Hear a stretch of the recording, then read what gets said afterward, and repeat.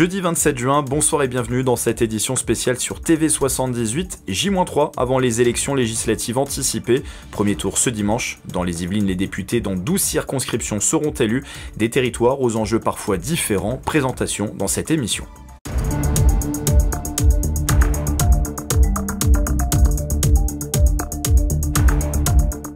Ancien adjoint au maire de Versailles et collaborateur parlementaire auprès de Franck Riester, Charles Rodwell souhaite aujourd'hui conserver son siège de député dans la première circonscription des Yvelines, mais y parviendra-t-il ? La première circonscription des Yvelines regroupe 3 communes, une grande partie de Versailles et les villes de Montigny-le-Bretonneux et Guyancourt, soit environ plus de 122 000 habitants. Charles Rodwell, député sortant, affronte comme en 2022 une coalition de gauche menée par Sébastien Ramage, conseiller municipal à Guyancourt, investi par le parti du Nouveau Front Populaire. Du côté de l'extrême droite, la candidate du Rassemblement National est Anne Jacquemin, la conseillère municipale de Versailles était également candidate en 2022. Du côté du Parti des Républicains, cette fois, c'est Arnaud Poulain, conseiller municipal à Versailles, qui a été investi. Enfin, les autres candidats de la circonscription sont Guillaume Carlier, candidat d'Hiver, Jean-Loup Leroux pour Lutte ouvrière et Sabine Clément pour Reconquête. Au-delà des dynamiques nationales, quels sont les enjeux locaux ? L'un des gros dossiers des derniers mois au sein de la circonscription concerne les transports et la ligne 18, un projet qui a été la cible de militants écologistes. D'un point de vue géographique, ce qui caractérise cette circonscription, c'est son ancrage urbain. Politiquement, le centre a longtemps été historiquement fort, avec des scores qui ont cependant montré une baisse significative à l'issue des européennes. La droite plus classique se maintient à l'inverse de la gauche qui progresse fortement. Cette progression indique une mobilisation croissante des électeurs, ce qui pourrait être favorable à Sébastien Ramage du Nouveau Front Populaire. Il faut toutefois mentionner la diversité des résultats aux européennes dans cette circonscription. À Versailles, c'est le républicain François-Xavier Bellamy qui est arrivé en tête. À Guyancourt, c'est la candidate de la France insoumise Manon Aubry. Enfin, à Montigny-le-Bretonneux, c'est Valérie Hayet qui l'a emporté.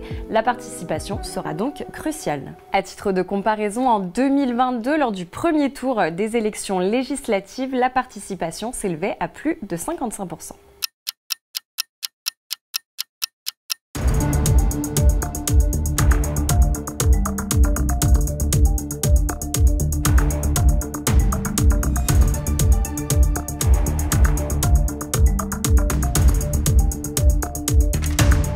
Le ministre délégué à l'Europe, Jean-Noël Barrot, repart pour une nouvelle campagne, mais va-t-il conserver son siège dans une circonscription où les équilibres politiques semblent incertains ? La deuxième circonscription se situe dans le quart sud-est des Yvelines. Elle comprend 21 communes et s'étend sur les cantons de Versailles 2, Vélizy, Villacoublay et Viroflay, sur une grande partie du canton de Chevreuse, soit 87 000 électeurs environ. Jean-Noël Barrot y a été élu député en 2017, réélu largement en juin 2022 et aussi en octobre de la même année, puisqu'une élection législative partielle s'est tenue sur place.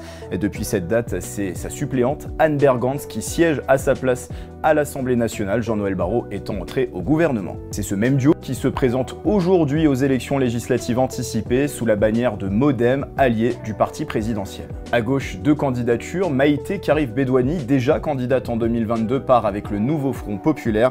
Elle compte bien profiter de l'élan des dernières élections européennes qui avaient placé la gauche en tête dans les communes de la circonscription si l'on additionne tous les votes. Lutte ouvrière a également investi une candidate, Marielle Saulnier.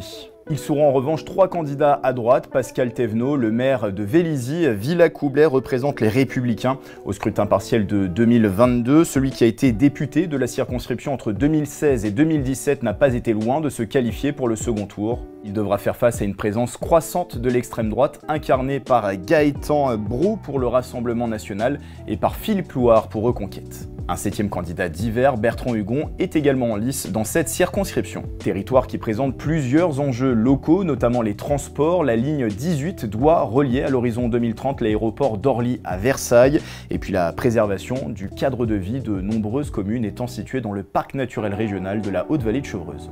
Enfin, donnée qui pourrait jouer sur l'issue de ce scrutin, c'est la participation. En juin 2022, les électeurs de la deuxième circonscription s'étaient davantage déplacés aux urnes que le reste des Yvelinois, mais en octobre de la même année, il n'était que 26,67% à voter pour la législative partielle.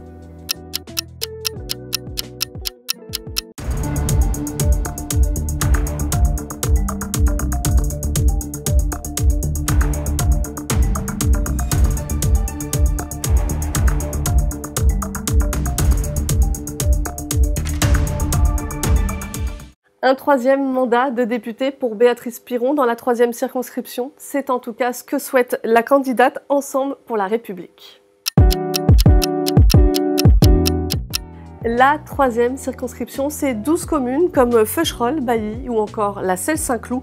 Plus de 90 000 électeurs sont appelés à se rendre aux urnes. Une circonscription plutôt à droite depuis 1988 et elle sera même conservée par l'UDF lors de la dissolution de 1997. Le 30 juin prochain, les électeurs devront choisir entre 7 candidats. Béatrice Piron, élue en 2017 et en 2022 avec plus de 70% des suffrages. Ses principaux concurrents, les Républicains associés au Rassemblement national mené par Valentin Salvino, Thomas Ciano de l'Alliance de gauche Nouveau Front Populaire ou encore Othmane Nasrou qui se présente sous l'étiquette Les Républicains. La droite voit un troisième candidat se présenter, Olivier Lecoq pour le parti Reconquête. Un scrutin que devrait pouvoir remporter Béatrice Piron lors des dernières élections européennes. La majorité présidentielle a remporté 8 des communes de la circonscription, même si le Rassemblement national a terminé en tête dans 2 communes, Villepreux et Les Clés. Les Républicains pourraient jouer les troubles fêtes en ayant remporté la ville avec le plus grand nombre d'inscrits, à savoir le Chénet Recancourt. La gauche, sous l'étiquette NUPES en 2022, et en difficulté le 9 juin dernier, s'était glissée au second tour de 2022. Et toute formation confondue, elle se hisse en tête du haut du scrutin européen sur la circonscription avec 29% des voix. Enjeu important, la participation. En 2022, près de 55% des inscrits s'étaient déplacés au premier tour.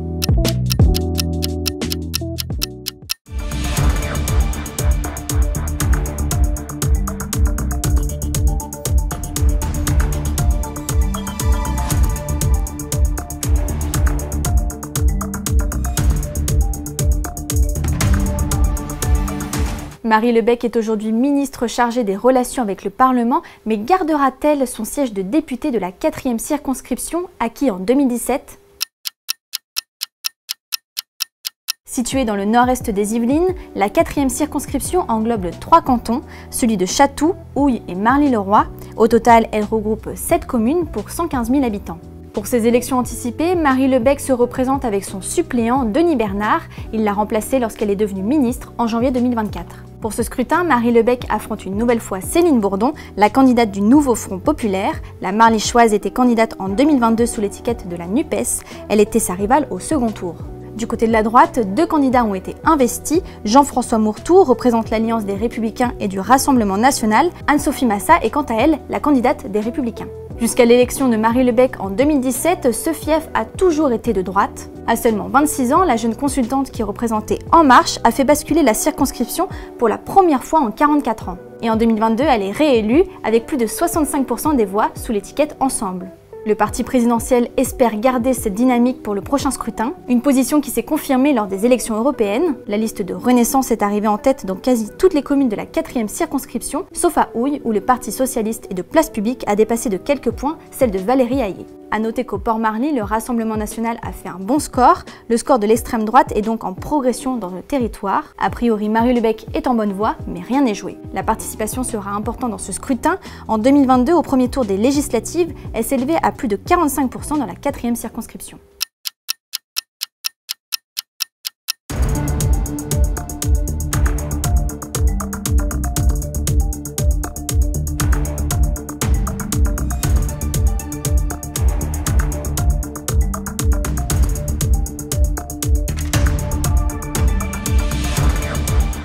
En 2022, elle devenait la première femme de l'histoire de France présidente de l'Assemblée nationale. Mais 2 ans plus tard, Yael Braun-Pivet va-t-elle déjà quitter le Perchoir? L'élection législative dans la 5e circonscription devrait livrer quelques réponses.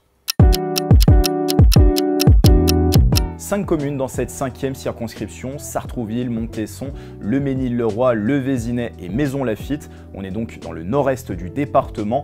Elle compte, cette circonscription, environ 76 000 personnes inscrites sur les listes électorales. Historiquement à droite, le territoire a basculé en 2017 en pleine vague macroniste. Yaël Braun-Pivet est élue pour La République En Marche et réélue en 2022. Pour ce scrutin, elle est soutenue par 2 ténors de la droite, le président du Sénat Gérard Larcher et le président du conseil départemental des Yvelines Pierre Bédier.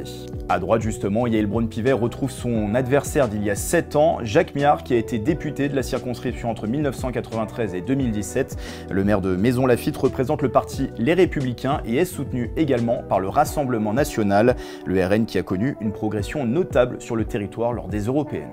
Autre candidature à droite, Émilienne Guille pour Reconquête. Mais le scrutin européen, si l'on additionne l'ensemble des résultats de chaque parti, a placé la gauche en tête dans les communes de la 5e circonscription. Pour cette élection législative à gauche, c'est Yacine Benyetou qui est en course avec le nouveau Front populaire, une union de la gauche quasi complète. Seule Lutte ouvrière n'y figure pas avec l'investiture d'Alain Lépicier. Les autres candidats dans cette 5e circonscription sont Ingrid Larose, Nathalie Lepage et Cyrilo Louki. Plusieurs enjeux locaux sur ce territoire, notamment l'environnement avec la Seine qui traverse plusieurs communes et le logement, une grande opération de rénovation urbaine est par exemple en cours à Sartrouville, 2e plus grande ville du département. En 2022, les habitants de cette circonscription se sont peu mobilisés, seuls 53,13% des électeurs s'étaient déplacés aux urnes lors du premier tour des dernières législatives.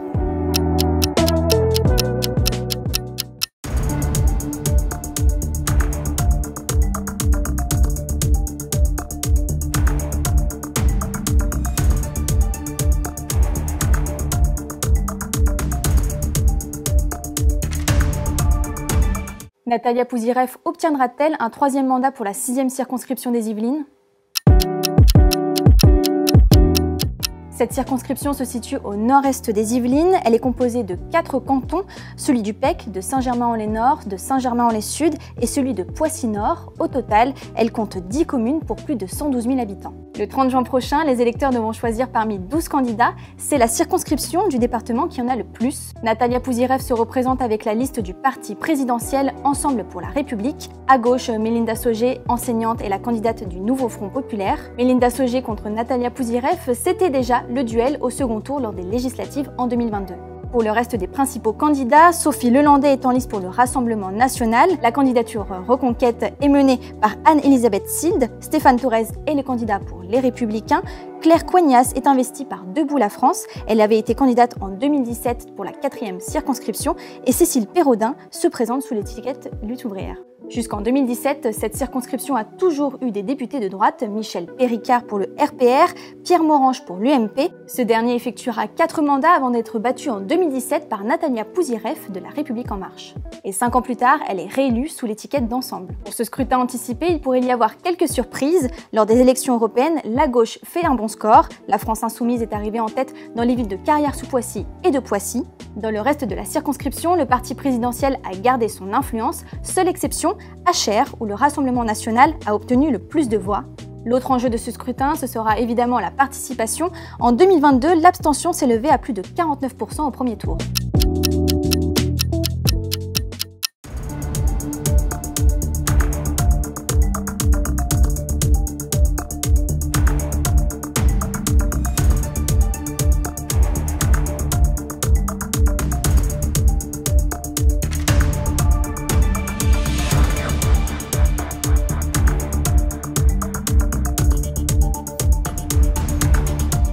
Ministre de la Ville de 2020 à 2022, Nadia Hay souhaite aujourd'hui conserver son poste de députée de la 7e circonscription acquis face à la NUPES, mais en a-t-elle vraiment les moyens ? On prend 2 minutes pour évoquer les enjeux de cette 7e circonscription des Yvelines. Une circonscription qui inclut les cantons de Conflans-Sainte-Honorine, d'Andrézy, de Meulan et de Triel-sur-Seine, soit environ 150 000 électeurs appelés à voter pour cette élection anticipée. Nadia Hay, députée sortante, affronte cette fois-ci une coalition de gauche menée par Aurélien Rousseau, l'ex-ministre de la Santé d'Elisabeth Borne. De quoi dérouter les électeurs, Aurélien Rousseau ne cachant pas être plus proche d'une ligne socialiste défendue par Raphaël Glucksmann que d'une ligne LFI LFiste défendu par Jean-Luc Mélenchon. La gauche, toute formation confondue, totalise une quarantaine de pourcents dans cette 7e circonscription des Yvelines lors des européennes. La droite, de son côté, part divisée aux élections législatives. Les Républicains présentent 2 candidats, Julien Fréjabut, conseiller municipal de Verneuil-sur-Seine, et Babette de Rosière, dans une alliance inattendue avec le Rassemblement national. L'ancienne animatrice télé, restauratrice, est une ancienne proche de Valérie Pécresse. Elle siège déjà à la région Île-de-France. Et puis 3e candidature à droite, celle de Colette Aubray pour reconquête d'Éric Zemmour. Au-delà des dynamiques nationales, quels sont les enjeux locaux? L'environnement, sans doute. En mai 2024, environ 50 millions de litres d'eau usée se sont déversés dans la Seine, probablement à cause d'un amoncellement de déchets, une situation qui a poussé le maire de Conflans-Sainte-Honorine à porter plainte à quelques semaines des Jeux Olympiques. La sécurité aussi est un enjeu majeur. Lors des émeutes de 2023, la police a dû faire face à une violence intense sur ce secteur. La communauté urbaine de Grand Paris Seine-et-Oise, dont une partie compose cette 7e circonscription, a annoncé des factures de plus de 400 000 € pour les réparations. Sur le papier, la dynamique semble plutôt à gauche, mais la participation sera cruciale. En 2022, au premier tour des législatives, elle n'était que de 48,55%.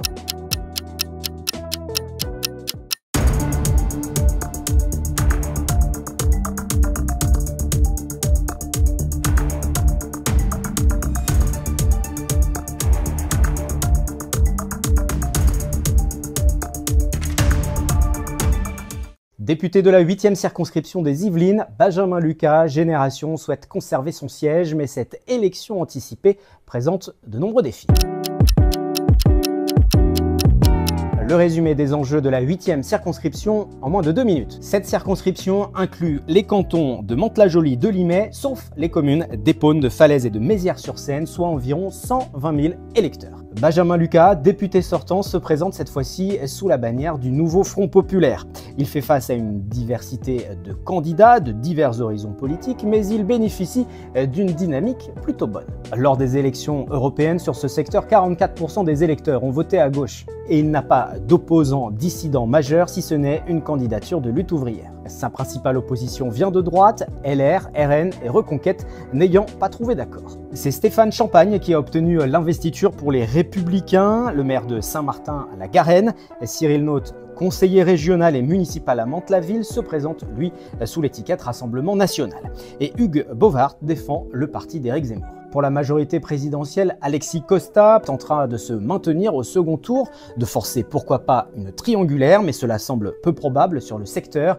et cela pourrait même bénéficier à l'extrême droite. Les dossiers locaux qui peuvent influencer ce scrutin, la sécurité évidemment, avec un dossier tout particulier, celui de la prison de Magnanville. C'est un dossier qui divise la population et les élus et qui a été suspendu le temps de cette campagne.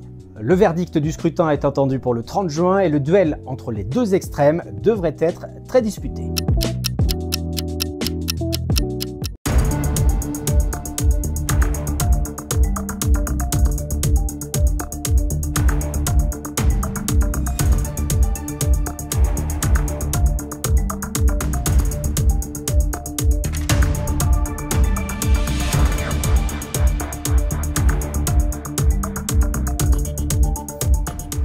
En une dizaine d'années, la 9e circonscription des Yvelines a vu la montée de l'extrême droite. Ces élections peuvent peut-être la faire basculer, on vous explique pourquoi.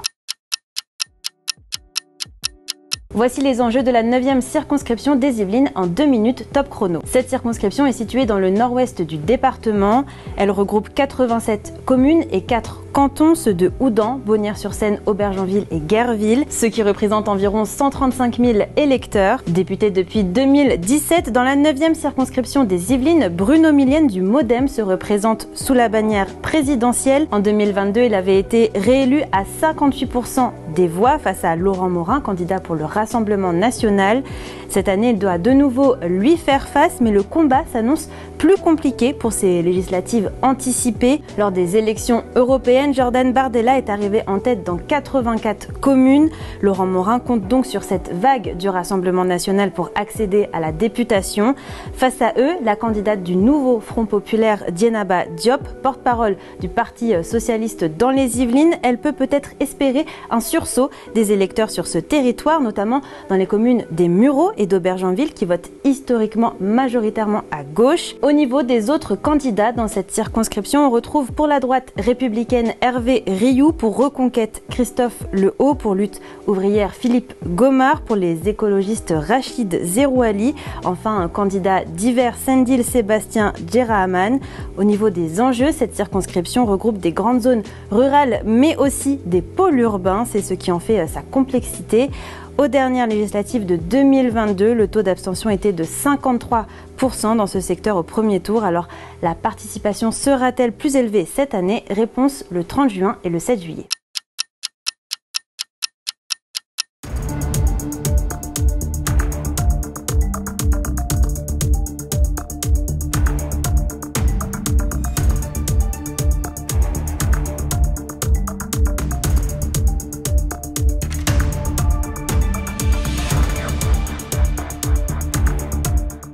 La deuxième plus grande circonscription des Yvelines peut-elle passer à l'extrême droite? 51 communes, la 10e circonscription des Yvelines est située dans le centre et le sud du département. Elle court de Maurepas à Saint-Arnoult-en-Yvelines en passant par Rambouillet.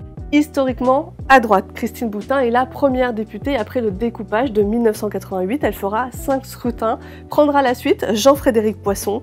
Seule incursion de la gauche, l'écologiste Annie Pourcinoff. Elle obtient le siège de 2010 à 2012 lors d'une partielle. Et en 2017, la circonscription bascule au centre avec l'élection d'Aurore Berger, candidate du parti d'Emmanuel Macron. L'élu est aujourd'hui ministre délégué à l'égalité entre les femmes et les hommes et à la lutte contre les discriminations. Elle pourrait rencontrer des difficultés à obtenir un 3e mandat.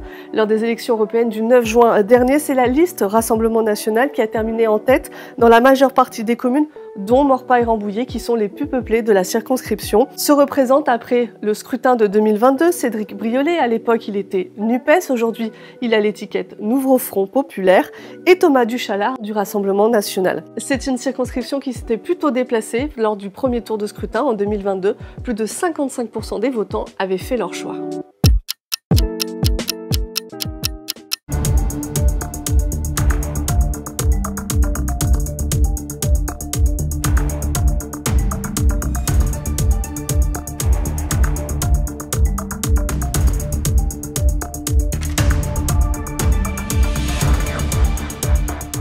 Depuis plus de 30 ans, la 11e circonscription change constamment de couleur politique. Est-ce que cette année, elle va rester à gauche, revenir à droite ou basculer au Rassemblement national? Élément de réponse. Voici les enjeux de la 11e circonscription des Yvelines en 2 minutes top chrono. Cette circonscription regroupe 7 communes, Fontenay-Fleury, Saint-Cyr-l'École, Bois d'Arcy, Trappes, Elancourt, La Verrière ou le Mesnil-Saint-Denis, ce qui représente environ 120 000 électeurs. Cette année, le candidat de la gauche, William Martinet, se représente avec le Nouveau Front populaire. Il avait été élu député en 2022 avec seulement 116 voix d'avance sur Aurélie Piacenza, investie par Ensemble. Cette fois-ci, le camp présidentiel soutient une autre candidature, celle de Laurent Mazori, qui représente l'union de la droite et du centre. En embuscade, l'extrême droite avec Victoria Doucet, candidate pour le Rassemblement national. Elle pourrait profiter de l'élan de Jordan Bardella. Aux dernières élections européennes, le RN est arrivé en tête dans toutes les communes, sauf à La Verrière et Trappes, qui votent majoritairement à gauche. L'issue du scrutin dans cette 11e circonscription, vous l'avez compris, reste très incertaine. Le taux d'abstentionnisme pourrait faire pencher la balance vers l'un de ces 3 candidats. Aux dernières législatives de 2022, il était d'environ 51% aux 2 tours. Concernant les autres candidats dans cette circonscription, on retrouve pour Reconquête Nathalie Machouka, pour Lutte ouvrière Patrick Planck, pour la droite souverainiste Boris Lutz, enfin candidat divers Sarah Nikos. Parmi les principaux enjeux sur ce territoire, le taux de chômage avec des villes fortement touchées comme Trappes et La Verrière. Autre dossier important, la sécurité, la rénovation urbaine ou encore le projet d'enfouissement de la nationale 10. Alors qui après le PS en 2017, LR en 2020 ou encore La NUPES en 2022 remportera la 11e circonscription des Yvelines. Réponse le 30 juin et le 7 juillet.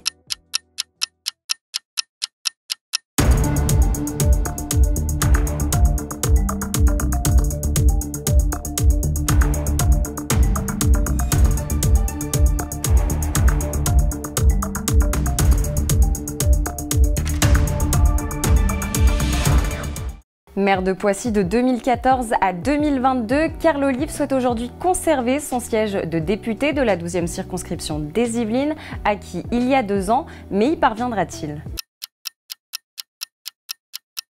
La 12e circonscription des Yvelines inclut les cantons de Plaisir, Aubergenville, Verneuil-sur-Seine ainsi que la commune de Poissy. Elle regroupe 23 communes, soit environ plus de 104 000 habitants. Carl Olive, député sortant, affronte cette fois-ci une coalition de gauche menée par l'écologiste et conseiller municipal de Poissy, Christophe Massiot, investi par le Nouveau Front Populaire. Du côté de l'extrême droite, le candidat du Rassemblement national Jean-Louis Mettelet a été investi par le parti. À 53 ans, le conseiller en formation était déjà candidat en 2022. En revanche, le parti des Républicains ne sera pas représenté dans cette circonscription pour cette campagne. Siadeline Guilleux, adjointe à la mairie de Plaisir, a été investie en interne par le parti. Elle a décidé de ne pas se présenter. Enfin, les autres candidats de la circonscription sont Jean-Pierre Mercier pour Lutte ouvrière et Bruno Jay pour Reconquête. Patrick Sielé et Diébé Camara sont les 2 derniers candidats. Mais au-delà des dynamiques nationales, quels sont les enjeux locaux ?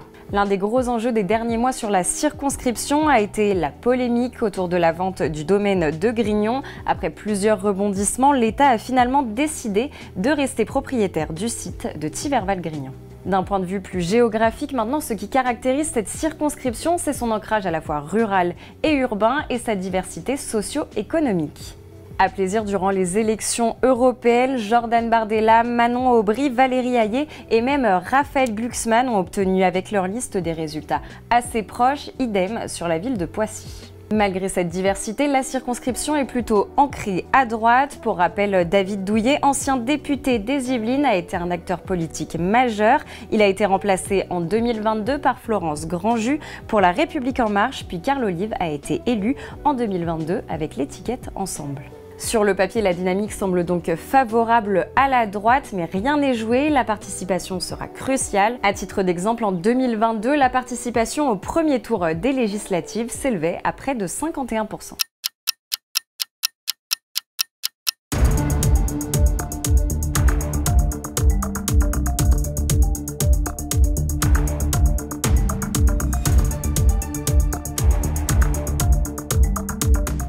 C'est la fin de cette édition spéciale, merci de l'avoir suivi. Premier tour des élections législatives ce dimanche, le second tour sera le 7 juillet.